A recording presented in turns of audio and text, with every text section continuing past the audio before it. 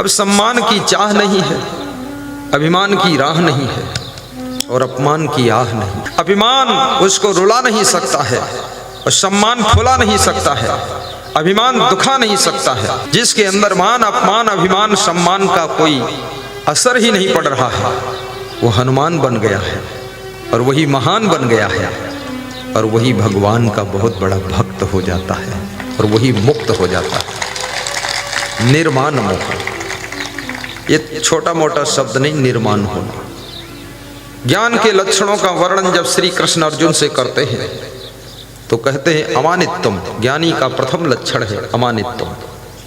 फिर वही बात है अमानी हो जाना। कभी कभी ज्ञानी को ज्ञान होने का भी माना जाता है कि मैं बहुत ज्ञानी हूँ।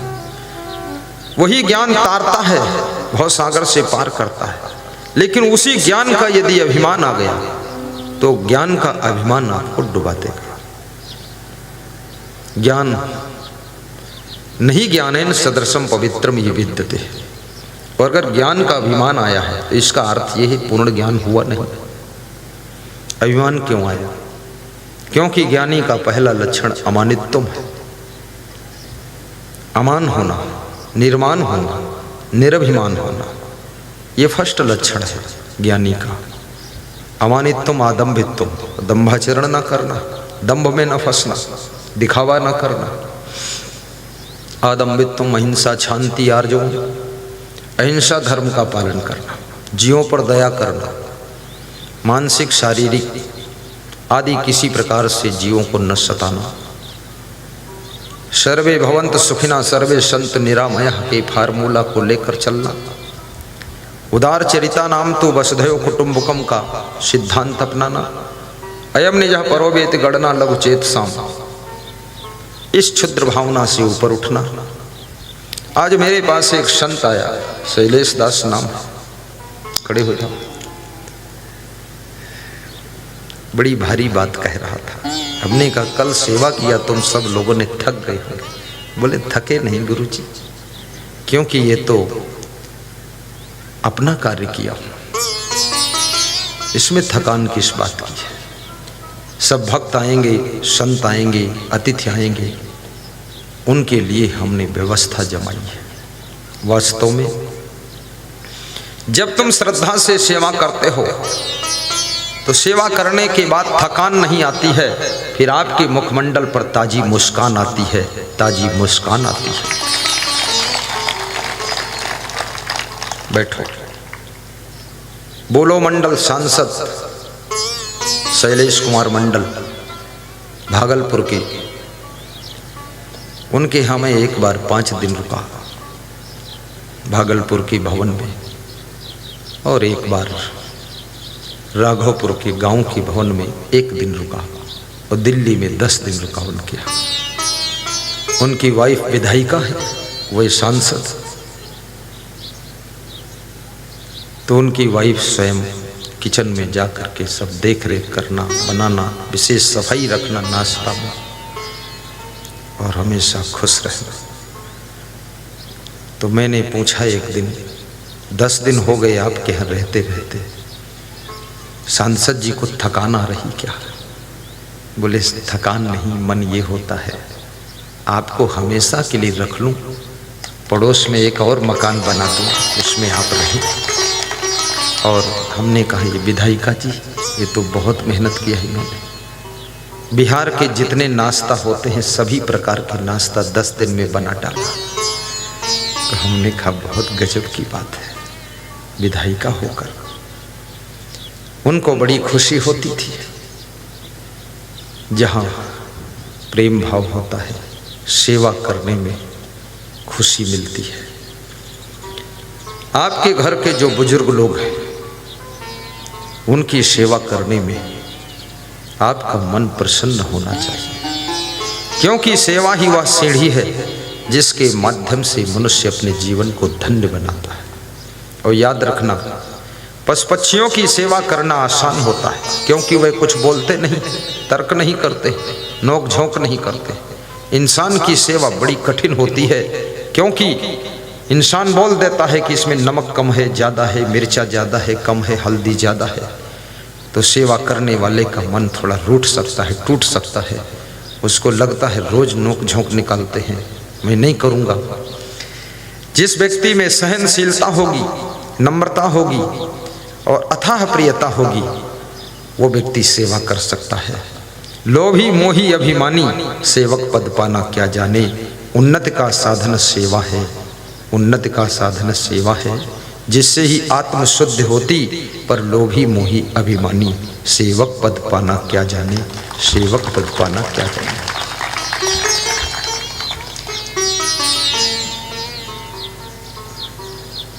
बड़ी प्रसन्नता होती है जब मैं अपने संतों को आश्रम में सेवा कार्य करते हुए देखता हूँ। कठोर परिश्रम करते हैं और सुबह शुरू करेंगे, रात में 10 बजे बंद करते हैं। बोलते हैं सेवा ही पदयात्रा है और सेवा ही संध्या पाठ है, आज पूरा करना ही है। और वास्तव में जीवन तो सबको मिलता है। निष्काम भाव से घर में भी रह करके सेवा कीजिए तो आपका घर मंदिर जैसा प्रभाव लेकर आ जाएगा। और निष्काम भाव से सुबह से लेकर शाम तक समस्त कार्यों को संपादित कीजिए तो आपका कर्म ही पूजा बन जाएगा, कर्म ही पूजा बन जाएगा। पवित्र मन से सोइए तो आपका सोना ही दंडवत प्रणाम का फल देगा। कबीर साहब ने कहा है, संतों सहज समाधि की, जहां जहां डोलों सोई पई कर्मा, जो कुछ करूं सो पूजा, सोई जाऊं तो करूं दंडवत भाव मिटाऊं दूजा। जहां जहां चल कर जाऊं हर कदम मेरा परिक्रमा बन जाए। गोवर्धन हो न हो, अयोध्या हो न हो, हरिद्वार हो न हो, उज्जैन तीर्थ हो न हो, अगर किचन से बेडरूम भी जाऊं और अपने घर से खेत तक जाऊं तो भी मेरा हर कदम इतना पवित्र हो, पवित्र उद्देश्य के लिए हो कि मेरी हर चाल परिक्रमा का फल लाकर मुझको प्रदान करे। जहां जहां डोलूं सोई पई करूं, जो कुछ करूं सो पूजा, झाड़ू लगाऊं। जैसे पूजा करने में शांति मिलती है, ऐसे झाड़ू लगाने में भी हमको खुशी होना चाहिए, नाश्ता बनाने में भी खुशी हो, गाड़ी साफ करने में भी खुशी हो। आज के लगभग 25 वर्ष पहले की बात है। हमारा एक छोटा संत मेरा बिस्तर ठीक कर रहा था, तो ऐसे हाथों से उसको प्रेस कर रहा था। मैं बाहर से आया, शाम को देखा अंदर भजन गा रहा था और सुधार रहा था। बहुत खुश था, छोटा था, 9-10 साल की उम्र थी। तो हमने देखा, तब उसका नाम सतनाम था। अब उसी भक्त का नाम अनुभव दास हुआ है, आश्रम का संचालक। ये बैठा, ये बहुत अच्छा गाता भी है, लेकिन फ्री नहीं गाता है। बोलता है एक गाना पर 1 लाख लेता हूँ। इसको 1 लाख कोई देता नहीं तो ये गाता भी नहीं। वक्ता भी अच्छे हैं, स्मरण शक्ति अच्छी है। देवकर दास के बारे में भी लू साहब बता रहे थे कि बहुत बुद्धि लगाया है, बहुत मेहनत किया है। वास्तव में देवकर दास हाई मेमोरी का व्यक्ति है। मेरे पास में एक पुस्तक थी, छोटी संग्रह भजनावली, उसमें 65 भजन थे। तो ये साधु बनना चाहते थे, तो मैं जल्दी बनाता नहीं, बहुत दिन पैंट शर्ट भी ही रखता हूँ कि मन ना हो तो वापस चला जाए। जबरदस्ती किसी को फंसाना भी ठीक नहीं।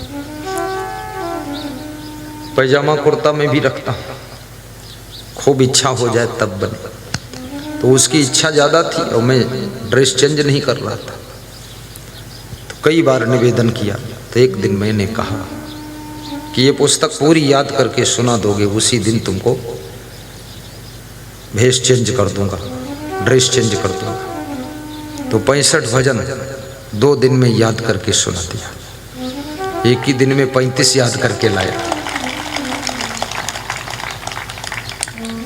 बहुत कठिन था 35 भजन याद करना, आधी किताब याद कर लिया। तो मैं समझ गया ये व्यक्ति बहुत बुद्धिमान है। आज वही व्यक्ति यशवंतपैरी आश्रम का संचालक है। आज वही अनुभव दास नेपाल बॉर्डर आश्रम के संचालक है। और मैं तो चाहता हूँ हर आश्रम उन्नति करे, सब भक्तों को वहाँ सुविधा मिले। कबाड़ खाना बना के रखना और वहाँ गंदगी फैलाना और पेड़ पौधे नोच डालना और साफ सफाई न रखना, ये साधु का काम नहीं है। साधु को हर काम ऐसा करना चाहिए कि संसारी लोगों को प्रेरणा मिलनी चाहिए। आश्रम भी ऐसा बनाओ कि भक्त सब सीख करके जाएं कि हमको भी मकान ऐसा बनाना है। और गाड़ी भी ऐसे साफ सुथरा रखो, भक्त लोग सीखे कि हाँ गाड़ी साफ रखना चाहिए। कितने भक्तों की गाड़ी तो कीमती है, लेकिन अंदर भी बहुत कचरा है, बाहर भी सब गोबर लगा हुआ है। जहाँ छू लो वहीं हाथ गंदा हो जाए। कभी धोते ही नहीं, साफ ही नहीं करते, न जाने कैसे उसमें बैठते हिम्मत करके। कितने घरों में तो बिस्तर सब उलझा पुलझा पड़ा है, लगता है उसमें स्त्री पुरुष नहीं रहते, उसमें कोई जानवर सब उलझ पुलझ कर डालता। ठीक ठाक बिस्तर को भी कीजिए। जो बिस्तर पर सोता है उसकी भी जिम्मेदारी है। जिस मकान में रहते उसकी साफ सफाई सेटिंग की आपकी जिम्मेदारी है। और हमेशा तमन्ना ऊंची रखो, क्योंकि आपका जीवन एक तो तन-तल है, दूसरा मन तल है। आत्मा को कोई चीज की जरूरत नहीं, वो तृप्त है, नित्य तृप्त, निष्फिक्र, निर्विघ्न, निर्चाह, हानि लाभ द्वंद तजी मन ही न जाना। ऐसा है स्वरूप जाहि करि शर्म देख लीजिए। तो अपना स्वरूप तो नित्य तृप्त है, लेकिन आपका जो शरीर है इसकी आवश्यकताएं हैं।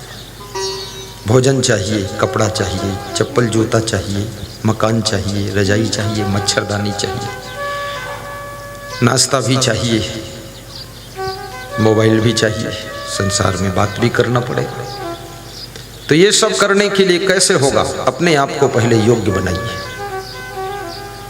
और योग्यता का प्रयोग करने के लिए अपने आप को गुणवान भी बनाइए, स्वयं को कलाकार भी बनाइए। आप में जितनी अधिक कलाएं होंगी उतना अधिक आसानी से, सुविधा से तुम्हारे जीवन निर्वाह की व्यवस्था हो सकेगी। और मेहनत करने का संकल्प लीजिए, आलस्य को दूर भगाइए, समय का सदुपयोग कीजिए। मुख्यमंत्री कमलनाथ जी जब हेलीकॉप्टर से उतरे तो हमारे संत जी बता रहे थे, मैं तो नहीं वहाँ था, बोले वो तुरंत वहाँ से तेज चाल में आ रहे थे, अपने साथियों से कह रहे चलो चलो चलो तेज चलो, देर चलो चलो बोलते थे। बुढ़ापे में वो व्यक्ति स्पीड पकड़ता था। तो मैंने सोचा कि वास्तव में जितने लोग बहुत ऊंचाइयों को छू पाए हैं, उन्होंने समय का सदुपयोग किया है और सुबह से लेकर शाम तक होने वाले समस्त कार्यों को स्पीड से संचालित किया है। केवल गाड़ी को शांति से चलाया है, बाकी अपने हाथ पांव फटाफट चलाया है। ये लू साहब जो हमारे आपके बीच बैठे हैं, ये बहुत बड़े खिलाड़ी भी हैं, बैडमिंटन के खिलाड़ी हैं। ये बड़े फास्ट व्यक्ति है। जब ये कलेक्टर थे तो मैं देखता था इनको, जब कमिश्नर रहता था, और 10 दिन की सेवा, 15 दिन की सेवा, 20-20 दिन रहा, 18-18 दिन ये हमारी पूरी जमात को रोकते थे। इनकी धर्मपत्नी श्रीमती फणी लू पूरा मैनेजमेंट करती थी, हर रोज बदल बदल करके नाश्ता बनाना, सब व्यवस्था को ठीक ठाक रखना। तो मैं इनकी धर्मपत्नी भी हंसती रहती है, ये भी हंसते रहते हैं। जब किसी के यहाँ मेहमान बनो वो हंसता है तो अपने को मन लगता है, और वो हंसे ना तो मन लगता है क्या हुआ, कोई लोड तो नहीं पड़ गया, तो हंसते हैं। लू साहब भी खूब, मोबाइल से बात होती तो हंसते हैं, बाबा हंस देते, उनकी वाइफ भी हंस देती। वास्तव में हंसना और मुस्कुराना केवल मनुष्य को प्रकृति ने गिफ्ट में दिया है, मुफ्त में दिया है। और इस हंसी और खुशी से, मुस्कान से भगवान राम ने मुस्कुरा करके लंका के रावण को जीत लिया था। और भगवान कृष्ण ने हंसी खुशी से ही ना जाने कितने लफंगों को देहांत में पहुंचा दिया था। इसलिए हंस करके जिंदगी जियो, मुस्कुरा करके काम करो, आपको सफलता जरूर मिलेगी। याद रखना, हंसने से थकान नहीं आती है और मुस्कुराने से स्मरण शक्ति विशेष काम करती है। इसलिए खुश रहने का अभ्यास करिए। टेंशन में रह करके काम करना बंद कीजिए। टेंशन मुक्त मैनेजमेंट करने की कला सीख लीजिए। आपको बहुत बहुत धन्यवाद देता हूं। समय भी धीरे धीरे पूरा हो रहा है। जय जय। देखिए, इसमें ऐसे महान भक्त बैठे हैं जिनका मन होता है गुरुदेव की जय बोलूं और गुरुदेव की भी जय बोलूं। बहुत से लोग संकोच में बेचारे नहीं बोलते हैं। कुछ लोग हिम्मत जुटा ले जाते तो बोल भी देते हैं। और जय बोलने से तुमको पता है क्या होता है? जो होता है सो होता है। हमारी हिम्मत बढ़ जाती है। परिस्थितियां परिवर्तनशील हैं। शरीर निरंतर बदलता रहता है। मन में हर क्षण चेंजिंग होती रहती है। मनुष्य की रुचियां भी बदलती हैं। जिन चीज़ों में बचपन में तुमको इंटरेस्ट था, युवावस्था में इंटरेस्ट उनमें कम हो जाता है। वृद्धावस्था में इंटरेस्ट खत्म हो जाता है। शरीर का ढांचा भी परिवर्तन होता है। रूप रंग भी परिवर्तन होता है। परिवर्तन के चक्र में संसार घूम रहा है। स्वभाव भी परिवर्तनशील है। वाणी में भी बदलाव आता है। समय के अनुसार तुम अपने आप में बदलाव करने की कला जानते हो। सदगुरु कबीर साहब कहते हैं, ये जियरा ताई अपने दुखई संभार, जही दुख व्यापी रहा संसार। हे जीव, तू अपने आप को दुखों से बचा। जो दुख सारे संसार में व्याप्त है। बच्चे भी दुखी हैं, नर नारी दुखी हैं, जवान बूढ़े दुखी हैं, पढ़े लिखे दुखी हैं, अनपढ़ भी दुखी हैं। उस दुख से अपने को बचा। ये जियरा तई अपने दुख संभार, यही दुख व्यापी रहा संसार। दुख, श्री कृष्ण कहते हैं, दुखेश अनुद्विग्न मना। जो दुख में उद्विग्न नहीं होता है, दुखी नहीं होता है, प्रभावित नहीं होता है। सुखेत जगत असरहा, जो सुख में और सुख मिले इसकी चाहना नहीं रखता है। बीत राग भय क्रोधा, जिसका राग, जिसका भय, जिसका क्रोध समाप्त हो गया है। जिसने राग को जीत लिया है, अब कहीं जिसका राग नहीं, चिपकाव नहीं, आसक्ति नहीं। जिसने अपने क्रोध को भी नियंत्रण किया है, गम खाना सीख गया है, कांटों में भी फूल जैसा खिलकर जीना सीख गया। और जिसके पास भय भी नहीं है, भय से जो मुक्त है। श्री कृष्ण गीता सार कहते हैं, क्यों दुखी होते हो, क्या लेकर आए हो, क्या लेकर जाओगे, क्या तुम्हारा है जो छूट रहा है, क्या ऐसा नहीं है जो तुमको नहीं मिला है। मत दुखी होइए, ये शरीर भी तो यही छोड़कर जाओगे। इस नासमान संसार में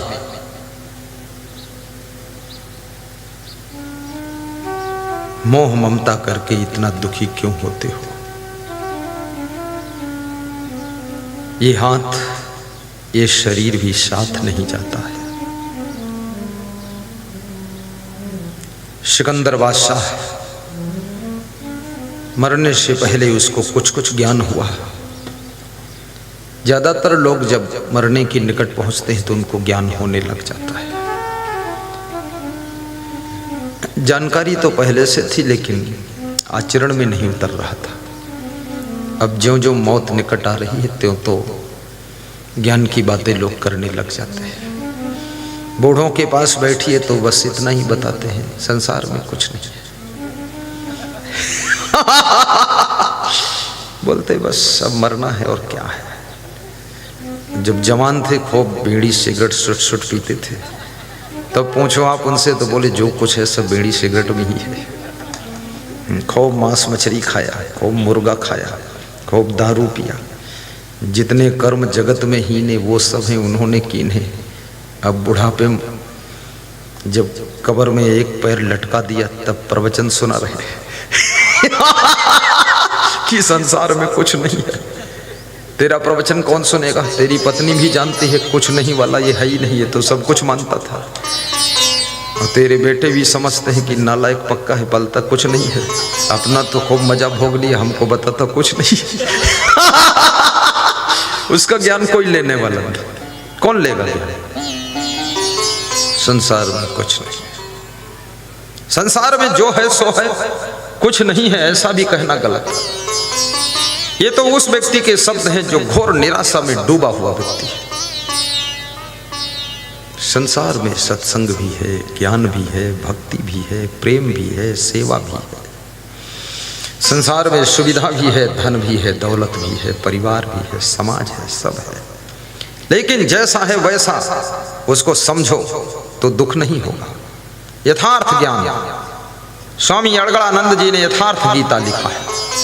तो क्या ये जो कृष्ण की गीता ये कोई नकली है? नहीं, ये भी यथार्थ। उन्होंने नाम दे दिया, मतलब गीता की परिभाषा, गीता की व्याख्या बहुत से संतों ने किया, तो उन्होंने अपनी व्याख्या को सबसे भीड़ से अलग करने के लिए यथार्थ गीता नाम रख दिया है।